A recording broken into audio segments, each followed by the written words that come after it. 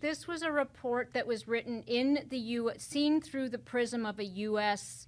Assessment. Is that correct? I know you mentioned in the story that there was an attorney who's no longer with ByteDance, because I would assume in China that this would be an unusual exercise. When I think of a fraud risk assessment, I think of it as something that certainly U.S. public companies would do, but this was done basically as almost a U.S.-based exercise to see how these frauds look in a U.S. context, or was it essentially, do we know whether it was done by Chinese personnel, out of China? The risk assessment was regional. So I don't know what other fraud risk assessments ByteDance has done for other regions. This one was specific to ByteDance's businesses in the Americas and in Oceania. Okay. And so those were the markets where the company was doing an assessment. It wasn't just US law they were concerned with, but they were certainly concerned with US law. So, when I go back over your bylines of the past few months, Emily, with TikTok and ByteDance, give us a sense of what have you learned? Are the concerns that we're hearing out of Washington justified? Because I mentioned it earlier, the digital, and it's all from the usual social media concerns to potential espionage. What do you think when you look at the landscape right now? Are these concerns justified? Are regulators getting appeased, or are they actually stepping up their concerns in response to the information that's coming out? That sort of thing. Well, I think TikTok poses a new problem for US regulators, and it's likely not going to be the only time this problem arises. But so far, the social media apps that have taken our country by storm, Facebook, Instagram, Twitter, YouTube, have all been homegrown. They were all, they came out of the United States. They're US based. Their executives are US citizens. That's not true for TikTok. TikTok, of course, ByteDance is based in China. ByteDance still owns and controls TikTok. TikTok itself is based, I believe, in Singapore, and has employees all over the world. And so for the first time, there is an app that is a smash hit that is on everybody's phones in the US that people consume for hours every day, that isn't a US based, it isn't owned by a US based company. And so I think a lot of the concerns that folks have about TikTok, they actually have about the other social media apps too, right? The idea that people would be addicted to social media, not a new idea. True for Instagram, true for Facebook. The idea that these algorithms could influence elections, could influence, public health, things like that. Again, not a new idea. Happened on YouTube, happened on Twitter, happened on Facebook.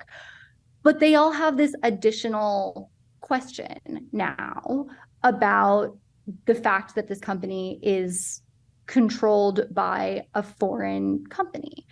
And it's not likely to be the only time. Like, we've been in a little American exceptionalist bubble that we haven't encountered this question already. The rest of the world has, because they had Facebook and Instagram and Twitter and the others.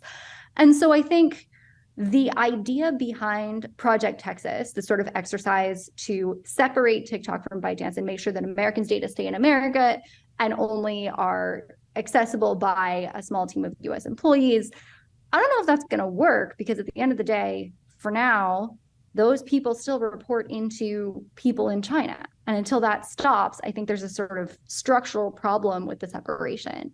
But the idea of figuring out how to make sure that governments who are suspicious of each other can still host apps based in other countries is a problem that's going to come up again. And so one thing that TikTok has said, and that I think a lot of people have said, is that, like, if they can solve this problem, if they can get everybody comfortable with some sort of system where they separate out different regions, everybody else can follow that system, and that can actually be like a functional way forward. The question is whether TikTok and ByteDance can do that to regulator satisfaction here in the EU and other places. And I think the jury's out on that. Do you think TikTok's likely to be banned? I mean, does that seem like such a stretch of the imagination that it's really not a realistic conversation? I don't know that it's a stretch of the imagination. I guess for the reasons that I just pointed out, I'm not sure it's the smart way to deal with the problem, right? Because, like, it's not that TikTok is uniquely scary or problematic. It's that there's a whole class of apps that are foreign owned, right? Be Real is French owned. We don't talk about that as much because we don't have as much tension with the French government, and it's, a democracy. But this question will keep arising of how we make sure that we safeguard people's data and make sure that they're not being influenced by foreign powers through the media they consume. And so I guess, like, if you want to ban TikTok, you could do that, but it doesn't answer the larger question of how we should be handling that issue. And how regulators in general worldwide, frankly, should be handling these social media sites, since, as you mentioned, U.S., you know, we were the originals, right? Going to other countries with the technology that we have. Anything else on your radar right now, Emily? I know you've been looking at this for quite some time. But do you continue to gravitate toward ByteDance as the company to look at right now versus TikTok, which I know technically, we could think of them as one and the same, but it seems to be really fertile terrain for stories. I mean, ByteDance is a huge company that does a lot of things that I don't cover at all. So I think of myself as covering TikTok and ByteDance's TikTok business more than I think of myself as covering their other apps, which are sort of wide ranging.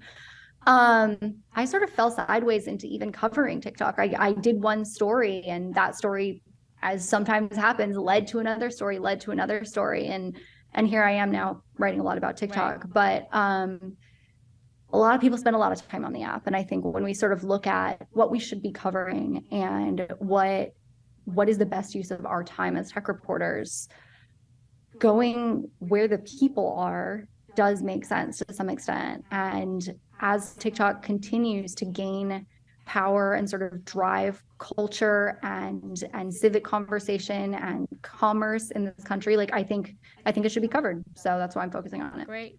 More to come. Thanks very much, Emily.